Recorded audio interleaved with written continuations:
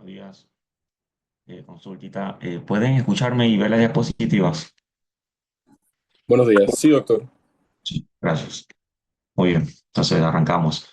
El síndrome metabólico viene siendo una de las enfermedades que con el tiempo va a ir, bueno, no con el tiempo, ya está siendo muy frecuente, inclusive en los pacientes o individuos de los 20 años en adelante. Es lamentable porque hace 2 décadas, una década, estas patologías, este síndrome metabólico, se encontraba principalmente en individuos por encima de los 30, por encima de los 40 años, pero cada vez se está volviendo más prevalente, que va acompañado con el incremento de la prevalencia de la diabetes, la obesidad, la hipertensión, dislipidemia y todos estos trastornos metabólicos, ¿no?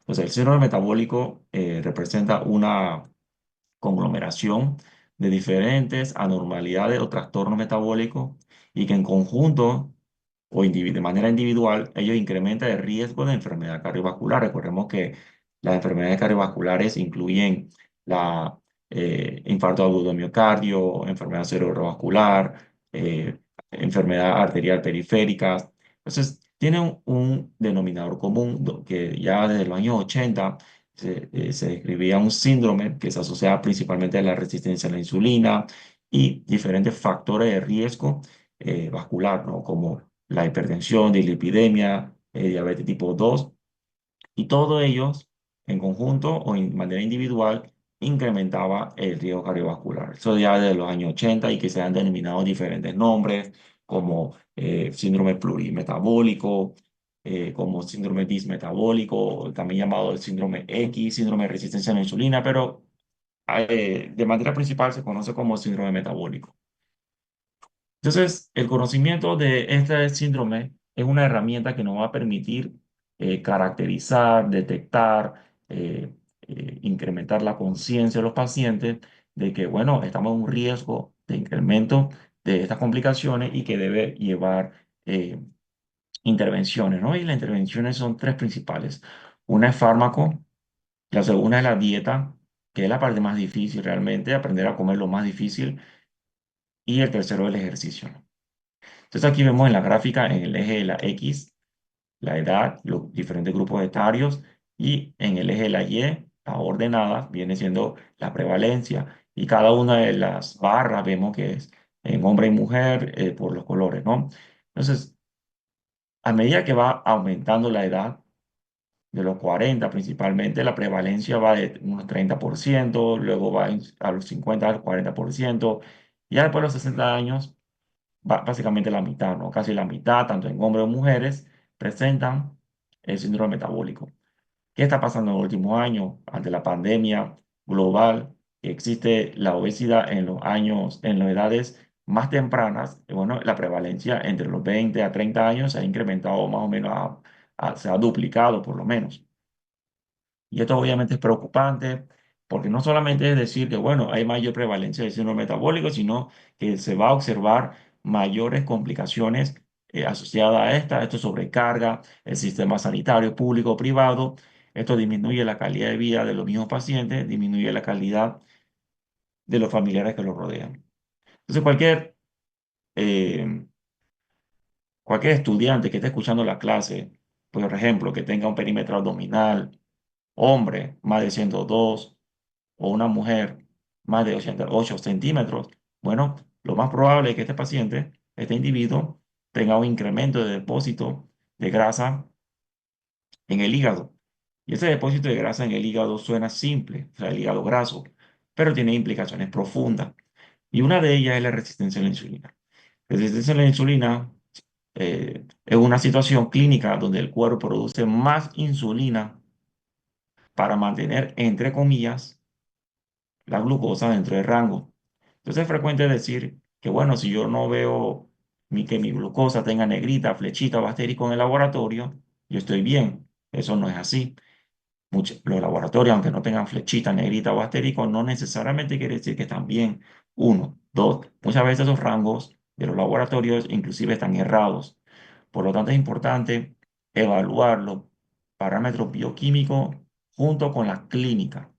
Si tenemos un paciente, por ejemplo, 30 años y que tiene obesidad central, o sea, los perímetros abdominales por encima de los puntos de corte ya mencionado, y tiene la glucosa, por ejemplo, 98, entonces este paciente tiene la glucosa muy cercano al límite normal superior. Aunque no tenga negrita o flechita, este paciente tiene la glucosa muy cercano al límite normal superior, y si le medimos la glucosa, perdón, la insulina en ayuno, lo más probable es que esté elevado. Así que esta glucosa está, entre comillas, dentro del rango a expensa de la resistencia a la insulina. Entonces no es simplemente ver si hay negrita o flechita o si está dentro de, de los intervalos de referencia, sino hay que evaluarlo en conjunto con la clínica. Eso es importante tenerlo como concepto. En el síndrome metabólico, la prevalencia varía, y esto está equivocado, no debe decir raza, debe decir etnia. La prevalencia varía debido a que los puntos de corte del perímetro abdominal va a variar de cuanto a la etnia. Entonces, los puntos de corte que ya se mencionó, de 88 y 102, mujeres y hombres respectivamente, son para poblaciones caucásicas y se extrapola a poblaciones latinas. Mientras que los puntos de corte en los individuos asiáticos son un poquito menor, y por lo tanto aquí varía la prevalencia. También la prevalencia varía debido a que, dependiendo de qué entidad académica le preguntemos, acerca de cuáles son los criterios de síndrome metabólico, también varían, porque existe, por ejemplo, de la Federación Internacional de la Diabetes, existe también, por ejemplo, de la Organización Mundial de la Salud, que tiene diferentes formas de clasificar los criterios. Pero lo que sí se sabe es que no existe evidencia de quién es mejor. Lo que sí se sabe es que todas ayudan a predecir, informar de cuál es el riesgo cardiovascular que está incrementado en estos individuos. Entonces, el síndrome metabólico, como ya mencionamos, es un conjunto de diferentes patologías que incluyen, uno, la presencia de hipertensión, alteración de la glucosa, obesidad abdominal o adiposidad, que es el perímetro abdominal, disminución de colesterol HDL, que coloquialmente lo conocemos como el colesterol bueno, incremento de los triglicéridos. Entonces, 3 de 5 criterios hacen el diagnóstico, ¿ok? Hacen el diagnóstico. Sin embargo, sabemos que el síndrome metabólico también está asociado a diferentes factores eh, perjudiciales desde el punto de vista metabólico, por ejemplo, la inflamación, el estrés oxidativo, el, el estado protrombótico y la resistencia a la insulina, que lo más probable es que este sea el denominador común. Entonces, ante estos factores de riesgo, 3 de 5 me hacen el diagnóstico. Y la presencia de esto, bueno, incrementa diferentes complicaciones, incluyendo las vasculares, derrame, enfermedad cardiovascular, cáncer, afectaciones neurológicas, el NASH, que es la estetosis alcohólica, la estatohepatitis no alcohólica, que actualmente se llama MASH con M, que es la disfunción metabólica asociada al hígado. El PCOS, el síndrome ovario poliquístico, síndrome ovario poliquístico realmente es un nombre desafortunado porque nos hace pensar que esta es una enfermedad principalmente ginecológica, cuando realmente esto es una enfermedad principalmente metabólica. Los expertos hoy en día están tratando de cambiarle el nombre para no generar tanta confusión. Entonces, cuando existe una dieta muy rica en grasa, una gran cantidad de ácido graso, eso el cuerpo eh, lo va metabolizando, se absorbe por el tracto gastrointestinal, lo convierte en kilomicrones, kilomicrones lo va a transportar con el conducto torácico, que es el linfático, llega al torrente sanguíneo, y el torrente sanguíneo, en el nivel endotelio, en los vasos capilares, tiene la célula que se llama lipasa. Estas lipasas, bueno, va a tratar de sacar el colesterol, los triglicéridos de estos kilomicrones, principalmente triglicéridos, y lo va tratando de ir depositando, ¿vale? Lo va a tratar de metabolizar. Pero cuando llega o cuando hay un exceso de ella, bueno, eventualmente los remanentes van a llegar al hígado, ¿sí? El exceso del hígado, este ácido graso libre, que, bueno, y llegó a través de la dieta, se deposita en el hígado con exceso. Entonces, recordemos que las grasas en el cuerpo se puede producir o puede llegar de manera exógena a través de la dieta o de manera endógena por síntesis propia, ¿no? Y el órgano que lo sintetiza es el hígado. Cuando el hígado recibe un gran aporte de ácidos grasos libres, entonces comienza a, bueno, utilizar estos ácidos grasos libres y fabricar colesterol. Y las maneras de fabricar el colesterol o la forma en la cual tiene el colesterol sintetizado de manera endógena es la VLDL. La VLDL es un tipo de lipoproteína que una de sus características es que tiene una alta cantidad de triglicéridos. ¿Sí? Entonces, este VLDL al recircular al torrente sanguíneo, bueno, comienza a ser depositado de manera ectópica, de manera fuera de lugar en diferentes tejidos. Y una de ellas, por ejemplo, el tejido muscular esquelético, el mismo tejido adiposo, el páncreas. Entonces, este depósito ectópico de grasa es donde comienzan los problemas, porque el depósito ectópico de las grasas comienza a atraer macrófagos. Estos macrófagos, recordemos, que viene siendo una de las células del sistema inmune innato, comienza a tratar de limpiar estos depósitos ectópicos. Pero en este proceso de limpieza de depósitos ectópicos de la grasa, comienza a liberar citocinas proinflamatorias. Por ejemplo, la necrosis tumoral alfa, el factor necrosis tumoral alfa, interleucina 6, interleucina 1.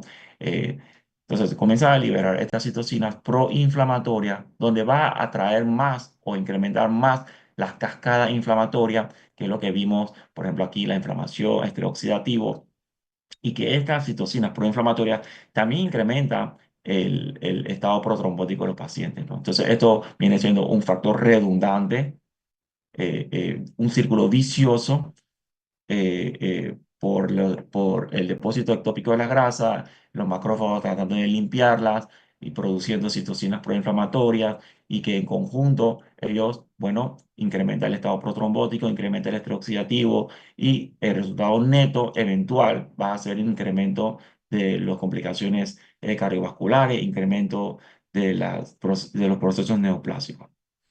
Entonces, la resistencia a la insulina, con el incremento de depósito de grasa en el hígado, ocasiona la resistencia a la insulina. Esta resistencia a la insulina, bueno, ocasiona la liberación de ocasiona la síntesis incrementada de lipoproteínas, que es la VLDL. También de las consecuencias de la resistencia a la insulina es el incremento de la lipasa hepática. Esta lipasa hepática comienza a hidrolizar los triglicéridos del HDL. Lo vamos a igual dar en la clase de dislipidemia, pero para tener un adelanto, es que la lipoproteína se puede clasificar en función de la densidad, ¿sí? Los que tienen mayor densidad, el kilomicrón. El kilomicrón es la lipoproteína de mayor densidad y una de sus características es que tiene una gran cantidad de triglicéridos. Mayor densidad, mayor triglicéridos, menor densidad, mayor colesterol, mayor cantidad de colesterol. Entonces, el HDL es me enredé. La quilomicrone es la lipoproteína de menor densidad, perdón, mientras que la HDL, High Density Lipoprotein, es la mayor densidad. Entonces, lo que tiene menor densidad, como el kilomicrón, como la VLD, tiene una gran cantidad de triglicéridos, pero una pequeña cantidad de colesterol,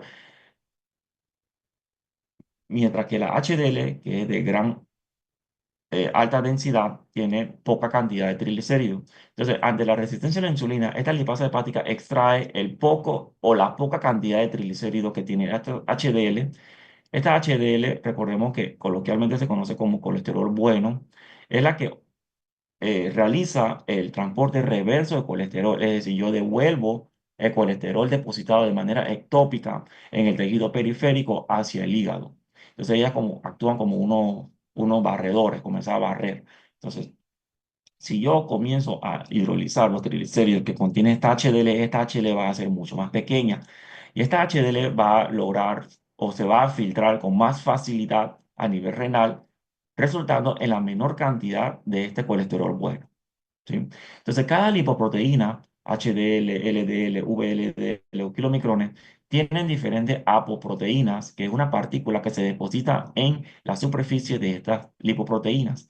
Y la ApoA es la que está depositada sobre la HDL, mientras que, por ejemplo, el ApoB está depositada sobre la VLDL, LDL, IDL, o sea, todas las lipoproteínas ateroscleróticas, ¿sí? Que puede incrementar el riesgo de aterosclerosis, mientras que la HDL tiene la ApoA, que son lipoproteínas que participan en el transporte reverso del colesterol, ¿no? Entonces, una de las consecuencias cuando medimos el perfil lipídico de un paciente que tiene resistencia a la insulina, habitualmente vamos a encontrar HDL bajo. Entonces, aquí es lo que hablábamos hace un poco, donde existe un gran suministro de de ácidos grasos a nivel de la dieta. Entonces, incrementa este suministro. El hígado, como ya no sabe ni qué hacer con eso, bueno, va a sintetizar en forma de VLDL, ¿sí? La forma de síntesis de colesterol de manera endógena en forma de VLDL. Esta VLDL, recordemos que ya mencionamos que es de baja densidad, pero rico en triglicéridos. ¿Y qué va a pasar? Esta enzima, la proteína transferidora de este colesterol, va a participar en la entrega de la gran cantidad de triglicéridos de la VLD hacia la HDL. Esta HDL va a entregar de vuelta el colesterol a la VLDL. Y esto, el resultado neto es que va a ser un poquito más pequeño, esta HDL, y que se va a filtrar con mayor facilidad a nivel renal, disminuyendo la cantidad de ella misma. Por otro lado, esta misma enzima, la CETP, va a sacar los triglicéridos a de la VLDL hacia la LDL, va a entregar de vuelta este colesterol a la VLDL, resultando que esta LDL va a ser más pequeña y más densa, de tal manera que pueda permanecer más tiempo en el torrente sanguíneo y ella puede atravesar con mayor facilidad a través de los endotelios, se deposita en el espacio subendotelial. En el espacio subendotelial va a llegar estos macrófagos para tratar de limpiarlo, porque es un depósito ectópico, y eventualmente forma la placa aterosclerótica. Con el tiempo, esta placa aterosclerótica puede desestabilizarse, puede desprenderse y trombosarse y alojarse de manera distal a un vaso capilar pequeño de diámetro, ocasionando isquemia, por ejemplo, ocasionando un infarto, por ejemplo, o enfermedad arterial periférica.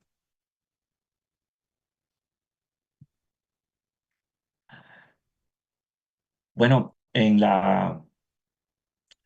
el síndrome metabólico, uno de los criterios es la hipertensión arterial. La hipertensión arterial se sabe que tiene que ver con la resistencia a la insulina. Y bueno, esta figura no lo explica muy bien, pero aquí la resistencia a la insulina predispone a la hipertensión debido a que comienza a haber daños a nivel endotelial. De hecho, el daño endotelial es uno de los principales, no principales, es uno de los primeros o los cambios más tempranos que se puede observar en la enfermedad de aterosclerótica, ¿no? El daño endotelial, y este daño endotelial va a ocasionar que no tenga una contracción o funcionamiento adecuado de los vasos capilares y de esta manera predisponer a la hipertensión, ¿no? Por el depósito de ácido graso en el espacio subendotelial, por el mismo daño del funcionamiento de los endotelios que no produce suficiente óxido nítrico y no permite la relajación adecuada, y es la manera en la cual la resistencia a la insulina puede predisponer a la hipertensión, además de la genética del mismo paciente.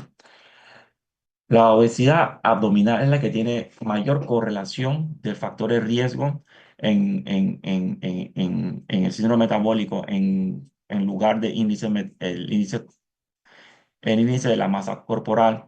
El BMI o el índice de masa corporal es una forma imperfecta de conocer la obesidad. Es la más fácil de obtener, eso es cierto, porque vaya, es un cálculo entre la altura o la talla versus el peso del paciente. Sin embargo, no nos ayuda a identificar o desglosar qué es lo que está pesado, porque puede ser músculo o masa magra, puede ser masa grasa, puede ser contenido hídrico. Entonces, lo que nos ayuda a saber mucho mejor de qué está compuesto el peso del paciente o de la paciente es una bioimpedanciometría o una DEXA. Una bioimpedanciometría viene siendo un estudio o de manera comercial se conoce como InBody, donde uno sostiene dos barras y atraviesa una corriente imperceptible al paciente y de esta manera la velocidad en la cual llega de un lado al otro se puede conocer cuál es la composición del peso del individuo, ¿no? Entonces, de esa manera podemos saber si hay mayor adiposidad, porque la obesidad no solamente es una cuestión de peso, sino es el incremento del tejido adiposo, principalmente la que está depositada de forma ectópica, que es aquella que produce citocinas proinflamatorias. Ahora, el concepto que queremos que nos llevemos aquí es que el perímetro abdominal o la obesidad central es un parámetro antropométrico que se correlaciona muy bien con el depósito de grasa en el hígado. Ya mencionamos que el depósito de grasa en el hígado suena sencillo, pero no lo es más complicado. Y una de ellas es que genera resistencia a la insulina. Entonces, la obesidad central juega un papel muy importante. El punto de corte para la población caucásica es de 88 centímetros y 102, ¿sí? Aquí lo dice, porque nosotros nos regimos más bien por los sistemas norteamericanos, ¿no? Entonces, para las poblaciones asiáticas, el punto de corte viene siendo menor, ¿sí? Para la población latinoamericana, utilizamos de manera extrapolada, extrapolamos con los datos norteamericanos, ¿no? Que son estos puntos de cortes. Estos puntos de corte los utilizan los europeos, entonces, por eso la prevalencia comienza a variar de acuerdo a a la etnia, al punto de corte que se utiliza, si es norteamericano, si es europeo. Aquí para demostrar que el camino es bastante tortuoso, la comprensión de ella.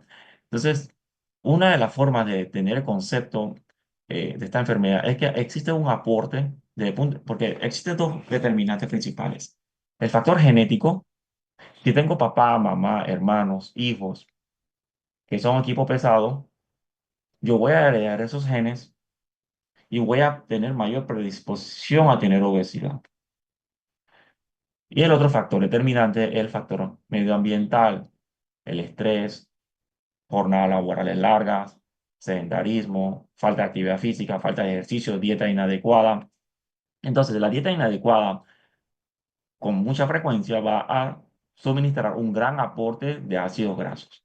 Estos ácidos grasos, al ya no poder ser metabolizados por la lipasa lipoproteica a nivel endotelio, el excedente llega al hígado. El hígado al tener demasiado de esa, comienza a fabricar VLDL. Esta VLDL ya mencionamos que comienza a ser depositadas en los triglicéridos, el colesterol depositada a nivel muscular, a nivel renal, a nivel pancreático, a nivel del mismo tejido adiposo. Y este depósito ectópico a nivel cardíaco, este depósito ectópico de la grasa es donde comienza a resultar en la liberación de diferentes citocinas proinflamatorias y esto es uno de los factores en la cual va a predisponer eh, enfermedad cardiovascular o complicaciones cardiovasculares.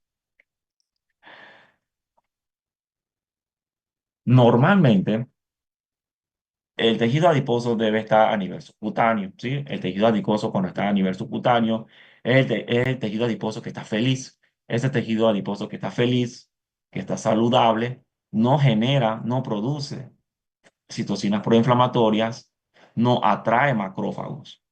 ¿Sí? Este es el macrófago que está feliz a nivel subcutáneo. Pero cuando comenzamos a darle más tejido adiposo al cuerpo, ella comienza a depositarse en lugares donde no debe ser, o sea, depósito ectópico, y ella no es feliz, ella está enferma. Vienen los macrófagos tratando de limpiarla. Esto, a su vez, genera diferentes citocinas proinflamatorias, ¿no? Proinflamatorias. Aquí existe el concepto de que, bueno, no todos los pacientes delgados son sanos. Existen pacientes en la cual, que fenotípicamente son delgados, pero bioquímicamente están enfermos, están obesos, ¿sí? Tienen alteración del perfil lipídico, al revés. Existen pacientes que tienen obesidad, pero metabólicamente sanos. Claro, es un punto muy controversial, donde muchos autores, muchos expertos indican que, bueno, el paciente con obesidad no es sano que en ese momento no tiene alteración, pero eventualmente se va a detectar una alteración. Entonces, para que tengamos en cuenta que el fenotipo no nos dice todo, no todas las personas delgadas necesariamente son sanas. Entonces, la capacidad de que el cuerpo pueda almacenar adipocitos a nivel subcutáneo en cada individuo, eso va a variar. Hay pacientes que, por ejemplo, que están delgados y lo vemos en la consulta, le hacemos un perfil lipídico y vemos que, oye, este perfil lipídico parece de una persona que tiene obesidad. Es porque ese paciente no tiene una baja capacidad de almacenar adipocitos a nivel subcutáneo. Por lo tanto, lo va a ir depositando de manera ectópica y va generando alteraciones en el perfil lipídico. Al revés, un paciente con obesidad que le hacemos un perfil lipídico y ese paciente parece de un paciente sano. Bueno, ese paciente tiene una gran capacidad de almacenar, hipertrofiar su tejido adiposo a nivel subcutáneo antes de comenzar a depositarlo de manera ectópica. Entonces, eso varía en individuos en cada paciente. Entonces, mencionamos que en los criterios diagnósticos de la síndrome metabólico, pues hay diferentes criterios de acuerdo a la entidad clínica. Nosotros nos regimos principalmente por el ATP. Ya no es 3, ahora es 4 ya, pero son similares, son iguales los puntos de corte. Pero ATP 4 o el panel de tratamiento de adulto eh, nos menciona perímetro abdominal o perímetro de cintura abdominal, más de 102 en varones, más de 82 en mujeres, triglicéridos mayor o igual que 150, el colesterol HDL es menor en 40 en hombres, menor en 50 en mujeres, hipertensión y la glucemia basal alterada. Yo tengo 3 de 5, eso más el criterio. Entonces, cuando uno le hace la pregunta a la OMC o la Organización Mundial de la Salud o la Federación Internacional de Diabetes, varían ciertas cosas. Varían, por ejemplo, el punto de corte de perímetro abdominal. Por ejemplo, en el caso de la OMS, utiliza el índice cintura-cadera. La relación entre la medición de la cintura y cadera, si es más de 0,9 o más de 0,85, hombres o mujeres respectivamente.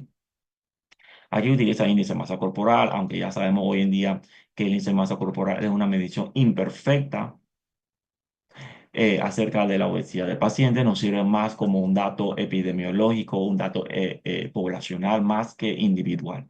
Individual, lo ideal sería ya sea un DEXA, pero aunque no está de manera disponible de manera rutinaria, una bioimpedanciometría, incluso se utiliza pliegues de la piel, ¿no? Subcutáneo. Y si le preguntamos a la IDF, la Federación Internacional de la Diabetes, lo mismo, varía ciertos puntos de corte.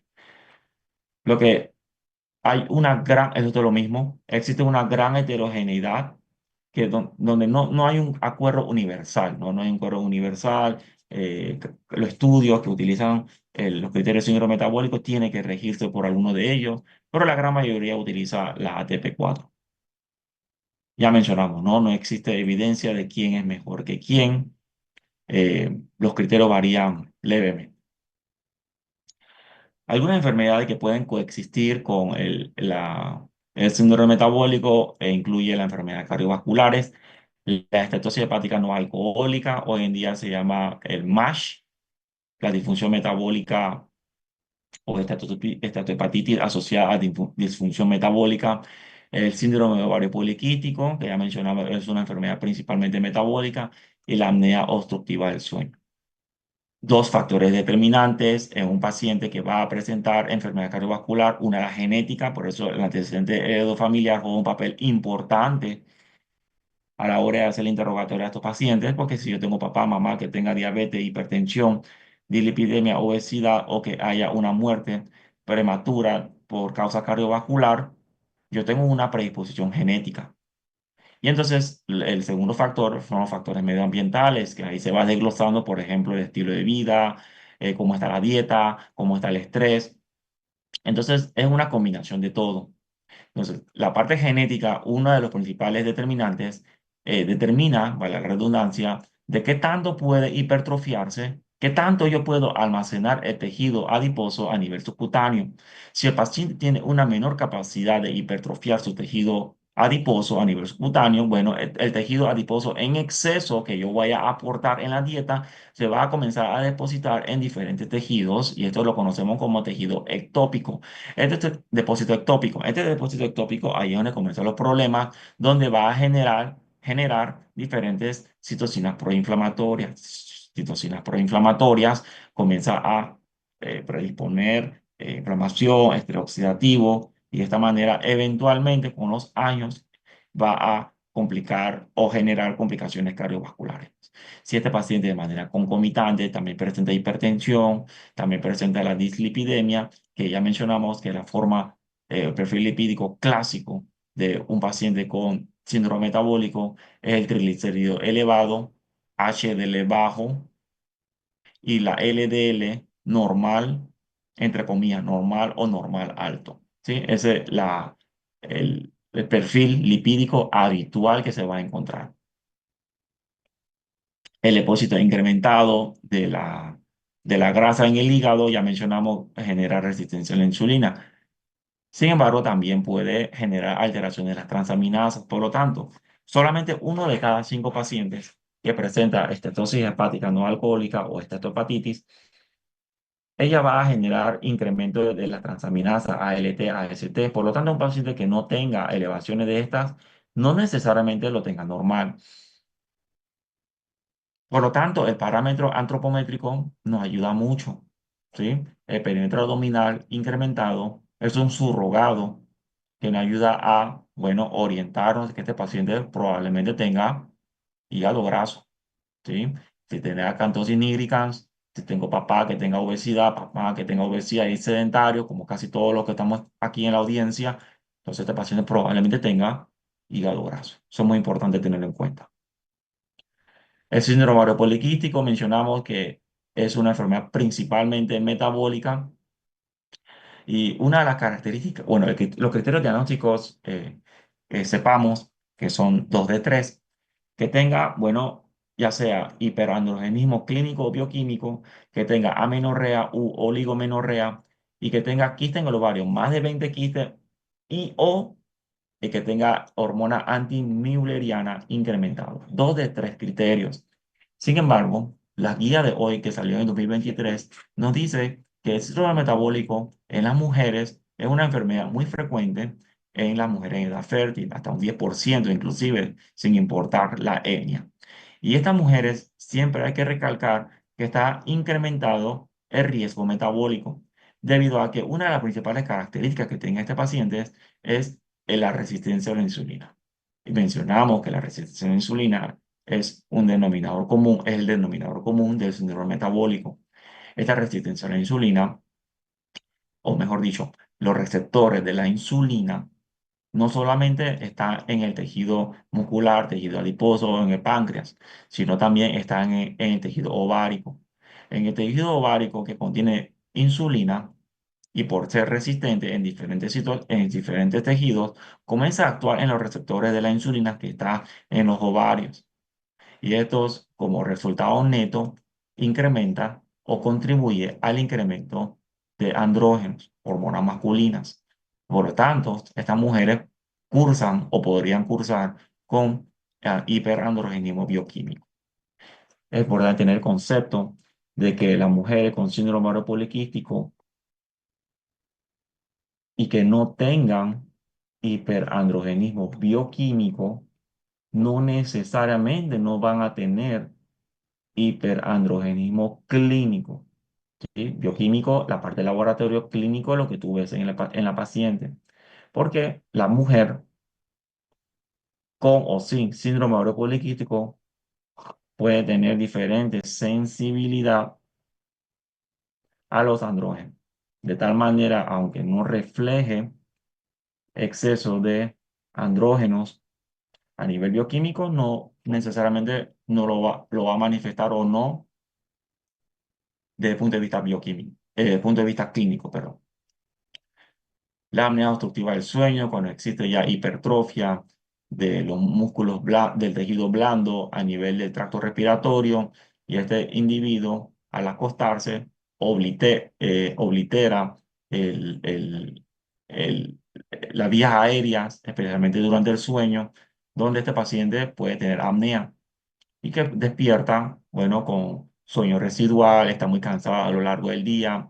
Existen diferentes escalas que uno puede aplicarle al paciente, stop band, por ejemplo, diferentes escalas para tamizar, cribar, detectar si este paciente podría o no tener síndrome de apnea obstructiva del sueño, pero usualmente lo vamos a ver en pacientes con obesidad y que sepamos que la apnea obstructiva del sueño incrementa el riesgo de hipertensión.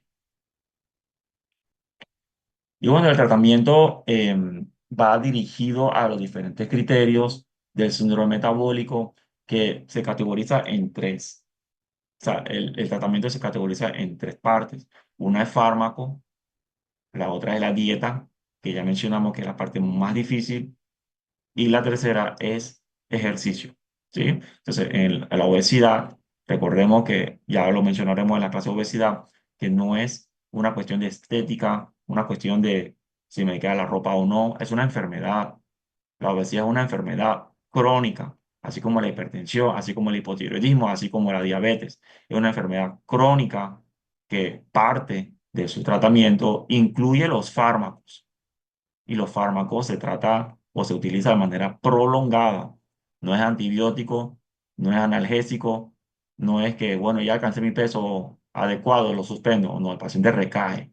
Nadie rebota, recae, porque cuando dice rebota, estamos implicando que la obesidad no es una enfermedad, es una enfermedad y recae. Porque el paciente que toma antihipertensivo y suspende el antihipertensivo va a recaer, nadie dice rebota, recae.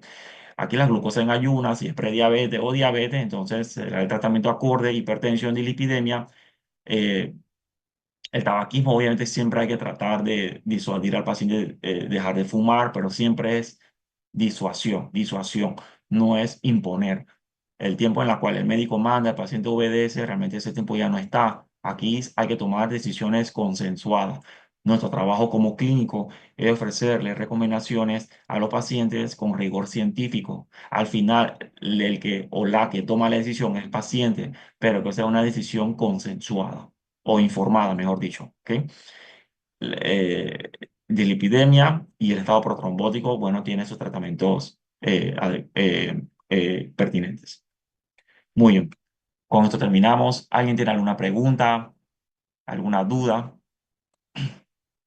Sí, Doctor, doctor, una pregunta. Dale, Nicole. dale. Buenos días. Quería saber cuando explicó lo de la insulina y la hipertensión, la insulina resistencia y la hipertensión, no entendí muy bien esa parte. Ah, claro que sí. Entonces, la resistencia a la insulina es importante tener como concepto, es el denominador común, ¿no? Es el origen de todo mal. Entonces, uno de los consecuencias de la resistencia a la insulina es que comienza a depositarse grasas en lugares donde no debería estar. Y uno de los lugares donde comenzó a depositarse, que no está muy representada esta figura, es endotelio. Endotelio son las células que recubren en los vasos capilares. Endotelio no solamente es una célula, sino es un tejido en la cual regula las contracciones o la relajación de los vasos periféricos.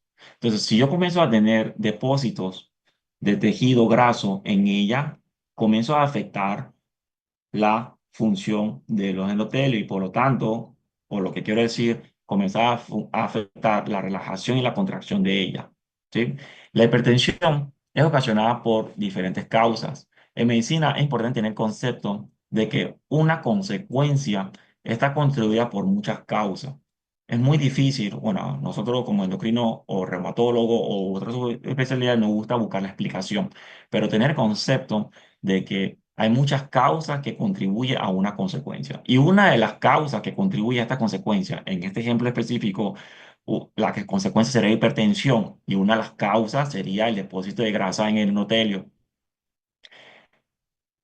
El otro factor contribuyente es, bueno, que la resistencia a la insulina eventualmente ocasiona la producción de niveles de LDL muy pequeñas. Estos niveles de LDL muy pequeñas, al permanecer más tiempo en el torrente sanguíneo, permite depositarse en el espacio subendotelial, debajo del endotelio. Entonces eso lo va a detectar como cuerpo extraño por parte del sistema inmune. Este sistema inmune, al llegar, que es el macrófago específicamente, trata de deglutir, matar, recoger esta basurita, ¿no? Entre comillas, ¿no? Que viene siendo la L depositada ahí. Y eventualmente, como no puede comérselo, entonces comienza a formar una placa, ¿sí? Una placa aterosclerótica. Y eso también contribuye al daño endotelial. Eso también contribuye a la hipertensión. Ahora, otra de las causas de hipertensión es la genética, es la hipertensión esencial o la hipertensión primaria, donde es causa genética y realmente no se sabe a ciencia cierta qué es lo que lo está ocasionando. Pero estos son los factores que contribuyen a la hipertensión primaria, estamos hablando. Porque también existe hipertensión secundaria, que hay que descartar, por ejemplo, causas endocrinológicas, que incluye, por ejemplo, exceso de cortisol, exceso de aldosterona, pero no nos vamos a enredar. Aquí la pregunta fue, ¿cuál es el mecanismo en el cual la resistencia a la insulina puede resultar en hipertensión? Bueno, el depósito de grasa de manera ectópica en el endotelio y la formación de la placa aterosclerótica, que todo ello va a afectar el funcionamiento de los endotelios y un tercer factor contribuyente es la citocina proinflamatoria. La citocina proinflamatoria es producida por el tejido, por el depósito ectópico a nivel de tejido adiposo o a nivel pancreático, a nivel muscular. Esa citocina proinflamatoria circula por todos lados, por la sangre y que va a afectar también el funcionamiento de los endotelios. No sé si puedo explicarte. Sí, doctor, muchas gracias. Sí. Doctor, yo tenía una pregunta más basada como en el adulto mayor. Si un adulto mayor desarrolla, por ejemplo, síndrome metabólico, ¿ese adulto mayor pudiese desarrollar eh, un ataque de isquemia en base a eso o sería por otra razón? Por ejemplo, un hiperaldosteronismo primario, pero no sé cuál sería la causa de la isquemia, si tiene síndrome metabólico. Ok, entonces un paciente geronte, o sea, tercera edad, que desarrolla síndrome que desarrolla como complicación una enfermedad cerebrovascular.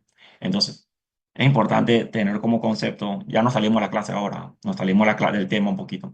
Es importante tener como concepto de que la enfermedad cerebrovascular puede estar ocasionada por dos factores principales, o puede ser resultado de dos consecuencias principales. Puede ser isquemia. Isquemia quiere decir que, bueno, se obstruyó un vaso cerebral y todo lo que está distal de lo obstruido tiene isquemia, pues, porque tiene anoxia, ¿sí? Tiene menor suministro de oxígeno y se muere. Nuestro cerebro no puede estar más de 3 minutos sin oxígeno, si no se muere cierta parte y quedamos con secuelas. Entonces, quedamos con isquemia y el otro puede ser hemorrágico. Hemorrágico quiere decir que, bueno, por alguna razón se sube tanto la presión que se rompe un vaso sanguíneo y se rompe ese vaso sanguíneo ocasionando una enfermedad cerebrovascular tipo hemorrágico, ¿sí? Entonces, esas son las dos formas principales. En el paciente que tiene síndrome metabólico, puede ser cualquiera de las dos, geronte o no, debido a que, bueno, uno de los factores en los cual puede producir esta enfermedad cerebrovascular hemorrágica es la hipertensión arterial descontrolada, ¿sí? Una presión arterial descontrolada es un factor de riesgo importante para una enfermedad cerebrovascular. Esto tenemos como un concepto. El paciente que tiene suerte, se le sube la presión, le duele la cabeza, va a un cuarto de urgencia, el médico le diagnostica hipertensión, le da tratamiento y bueno, teóricamente se controla. El paciente que no tiene suerte, se le sube la presión, no siente nada, va a y se da cuenta que tiene hipertensión en un cuarto de urgencia con derrame. Entonces, esas son dos situaciones clínicas drásticas, obviamente, ¿no? Pero ilustrativas. Paciente geronte que tiene síndrome metabólico puede tener isquemia de las dos formas, no necesariamente de una, pero que está contribuida, nuevamente contribuida, o sea, no explicada únicamente, contribuida por la hipertensión descontrolada. Y el otro factor que puede contribuir a la enfermedad cerebrovascular isquémica es que se desprende una placa aterosclerótica porque hay mayor depósito de ella, subendotelea, se desprende una de ellas y tapona uno de los capilares, ocasionando SB o enfermedad cerebrovascular isquémica. Entonces son dos maneras de explicar en la cual lo produce. Recorremos, la medicina es mucho más compleja que eso, ¿no? Pero para tratar de entender esto como mecanismo clínico, estas son las dos principales formas de explicarla. Doctor, Muchas gracias, doctor. Sí. sí, Adelante. yo tengo una pregunta sobre si podía volver a comentar sobre la parte en la que la resistencia a la insulina genera el hiperandrogenismo. Es que no entendí esa parte, entonces estoy confundido Ah, de ya, la ya, ya, ya. de ovarios Sí, no, sin poliquísticos. problema. Sin problema. Va. Entonces, el síndrome poliquístico actualmente se quiere llamar el síndrome metabólico tipo uno, tipo 2. No recuerdo muy bien, pero eso es lo que se está tratando de consensuar los expertos, ¿no? Los receptores de insulina no solamente están en el tejido musculoesquelético, no solamente están en el tejido adiposo, están en diferentes tejidos. Entonces, existe un término en medicina que se llama crossover. Crossover, así como el carro, crossover o la traducción sería entrecruzamiento. Entonces, ¿qué quiere decir eso? Cuando existe una gran cantidad de hormonas que normalmente cuando existe en valores o en niveles normales, actúa en los receptores donde deberían actuar, en su receptor del tejido adiposo. Estamos hablando de la insulina, en su tejido adiposo, en la esquelético, en el tejido pancreático. ¿Qué pasa cuando hay resistencia a la insulina? Bueno, comienza a haber mucha cantidad de insulina, hay mucha cantidad de insulina en sangre, pero a pesar de que haya tanta cantidad de insulina en sangre, no responde de manera adecuada a nivel músculo esquelético o a nivel tejido adiposo, a nivel pancreático, porque ahí está resistente, ya está resistente porque hay tejido, hay depósito, perdón, ectópico de grasa. Como hubo depósito ectópico de grasa, citocinas proinflamatorias, ya no responde la actividad de la insulina como normalmente debería responder. Entonces, este exceso de insulina en el torrente sanguíneo comienza a actuar en los receptores donde normalmente no actúa. Y uno de los lugares en donde comienza a actuar estos receptores, esta hormona, perdón, en los receptores a nivel ovárico, ¿sí? En los ovarios tenemos dos principales grupos de células. Creo que, está aquí. Dos principales grupos de células. Tenemos la célula teca y la célula granulosa. Entonces, normalmente en las células granulosa es la que se produce la estradiol, mientras que en las células teca es la que comienza la testosterona. Entonces, cuando existe resistencia a la insulina, que no está representado aquí, hay receptores de insulina que está en estas células, en la cual el efecto neto que tiene la actividad de la insulina sobre estas células va a resultar en el aumento de la testosterona y va a resultar en la producción minoritaria del estradiol. Entonces, ese es el mecanismo en el cual produce el hiperandrogenismo o puede contribuir al hiperandrogenismo, ¿no? En la resistencia a la insulina. Por eso, estos pacientes que presentan síndrome ovárico también lo tratamos, por ejemplo, con inositol. Inositol viene siendo una suplementación que, bueno, como esta paciente tiene tanta resistencia a la insulina, inositol hace como un cortocircuito, un shortcut, un atajo en la cual ya no necesita muchas vías para que el diferente tejido pueda captar la glucosa. ¿Ok? El otro mecanismo en la cual, que ya no es de la resistencia a la insulina, sino es el mismo síndrome poliquístico que predispone al hiperandrogenismo, son las mismas hormonas sexuales, la LH o la FSH, si recordamos, ambas producidas por la hipófisis anterior. Esta FSH normalmente va a actuar en su receptor a nivel de las células granulosas y la LH a nivel de las células ováricas. Entonces, en las pacientes que presentan el síndrome ovario poliquístico, estas vías están alteradas, ¿sí? Estas vías están alteradas que nuevamente predispone a la, al, al, al, al a la producción mayoritaria de los andrógenos. Otra de las enzimas que están afectadas en esta situación clínica son las aromatasas. La aromatasa presenta un menor funcionamiento porque la aromatasa es el encargado de transformar hormonas masculinas a femeninas. Entonces, la disminución de la acción de la aromatasa también, nuevamente, ¿no? Contribuye a la reducción de la producción de las hormonas femeninas y el acúmulo de la hormona masculina. Pero esas son ese es el mecanismo en la cual contribuye a. Yo espero haberte eh, aclarado la duda. Sí, gracias, doctor. Sí, Doctor, sí.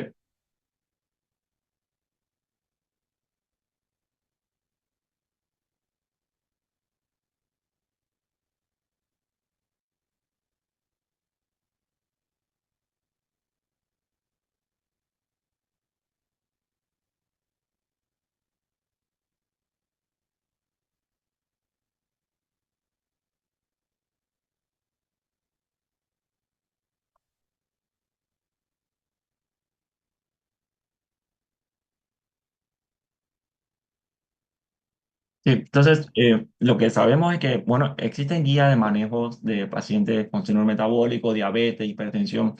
Es importante tener como concepto que el tratamiento es individualizado, ¿sí? Cada paciente hay que individualizarlo porque hay muchos aspectos que hay que tomar en cuenta. Uno es la preferencia, el otro es el aspecto monetario, porque, vaya, en la vida real, muchos de estos tratamientos son tiene como un mayor obstáculo la parte monetaria, el dinero, el paciente no lo puede comprar. Entonces, la cultura del paciente, el ánimo del paciente o las otras comorbilidades, ¿no? Entonces, si la pregunta es, bueno, ¿tienes síndrome metabólico? ¿En cuánto tiempo o en qué intervalo de tiempo te tendría que ver? Bueno, depende mucho de cada paciente. Por ejemplo, si es un paciente que tiene diabetes, por ejemplo, y que necesita terapia con insulina, por ejemplo, ese paciente lo tengo que ver un poquito más seguido, ¿sí? Especialmente aquel paciente que vive solo, sola, que, que no tiene un buen apoyo familiar. Entonces, depende mucho del criterio, el criterio clínico, ¿no?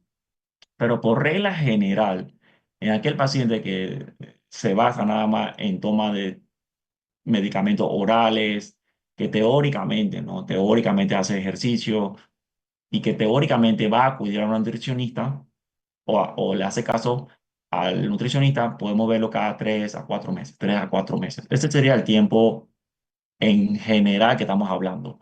Claro, no es aplicable a todo porque hay situaciones en las cuales varían, ¿no? Pero en la atención primaria, que es donde habitualmente no vamos, o teóricamente, ¿no? No vamos a ver casos complicados, ese es el tiempo. 3 a 4 meses, 3 a 4 meses. Pero en la práctica secundaria o terciaria, entonces ahí sí hay que verlo un poquito más seguido, claro, porque son casos un poco más complicados, son casos que se salen más de lo usual. Pero como concepto, 3 a 4 meses es lo que podemos mencionar. Sí. ¿Alguien más quería preguntar? Doctor, una consulta con respecto a la pregunta anterior. La Sí. parte del hiperandrogenismo usted explicó de que algo como que si hay hiperandrogenismo bioquímico, no necesariamente debe ser clínico, pero esa parte no me quedó completamente clara. ¿Cuál se expresa primero? ¿Qué tipo de paciente lo podemos ver? Y así. Ok, se mencionó, por ejemplo,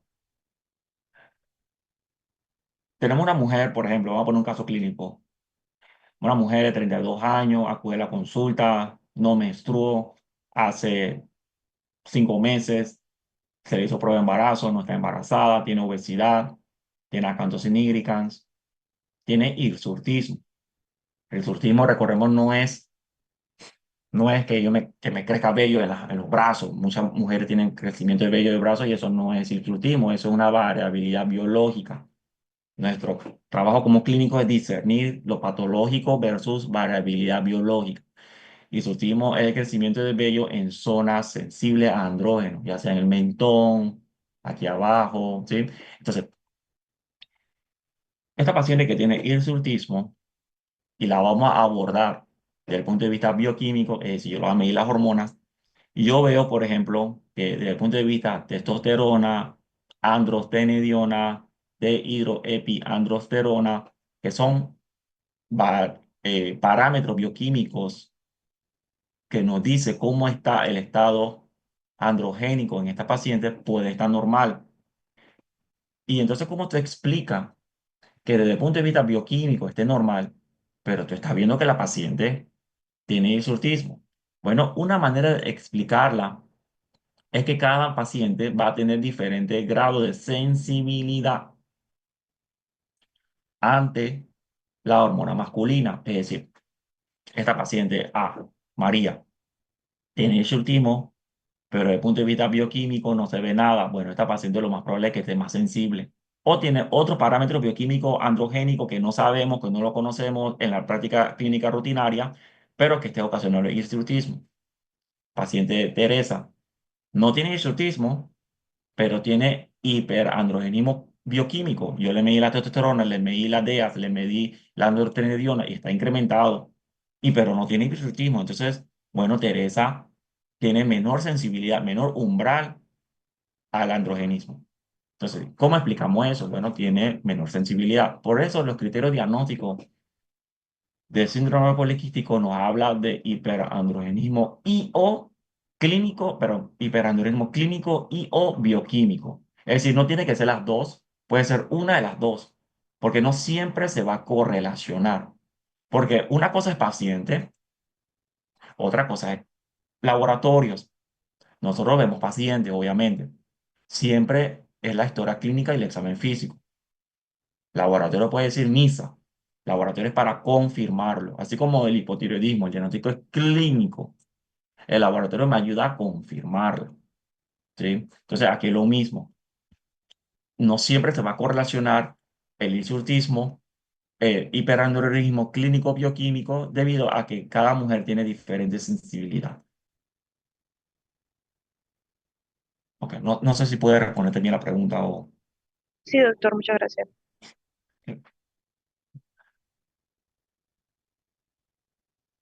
¿Quién más? Si tienen pena hablar en salón, está el chat también, ¿ah? No veo nada en el chat. Muy bien, de todos modos, cualquier cosa usted me puede escribir a WhatsApp o al correo. Entonces, faltan 3 minutos. Entonces, no, si no hay más preguntas, nos vemos entonces el lunes a las 7:30 nuevamente. Gracias, doctor. ¿Cómo no? Día. Gracias.